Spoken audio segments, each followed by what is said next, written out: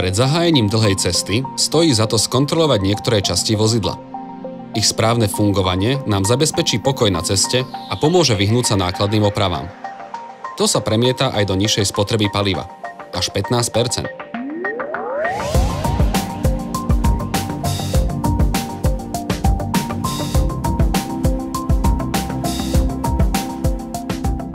Vodič trávi v kabíne auta väčšinu svojho pracovného času.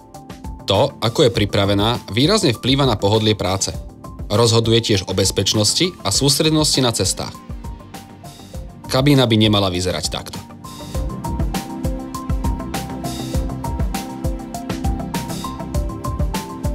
Predtým, ako vyrazíte, určite povyhadzujte všetky zbytočné veci.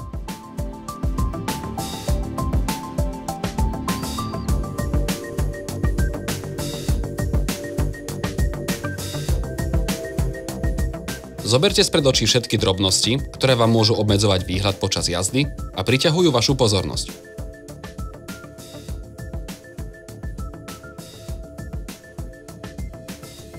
Taktiež vypnite všetky spotrebiče, ktoré nepoužívate. Na vytváranie elektriny v kabíne je potrebné palivo. Čím viac spotrebičov napojíte, tým viac paliva miniete. Nezabúdajte vypínať napríklad prázdnu chladničku alebo nabíjačku mobilného telefónu. Teraz sa pohodlne posaďte za volant a rozložte si všetko potrebné na dosah ruky. Dokumenty na kontrolu, GPS alebo mapu, ak ich budete potrebovať. Nezabúdajte mať tiež pri ruke fľašu vody, niečo ľahké na jedenie, vreckovky alebo telefón. Všetko, čo môžete potrebovať počas jazdy, by malo byť na dosah ruky, ale zároveň stabilne, aby vám neutiekli v prvej zákrute. Ak jazdíte vozidlom s rozšíreným počítačovým systémom, skontrolujte, či sú všetky hodnoty v poriadku. Na záver nastavte správne sedadlo.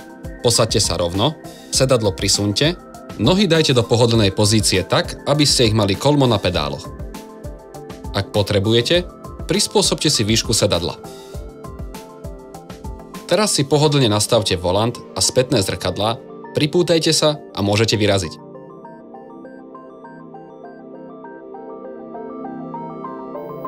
Šťastnú cestu!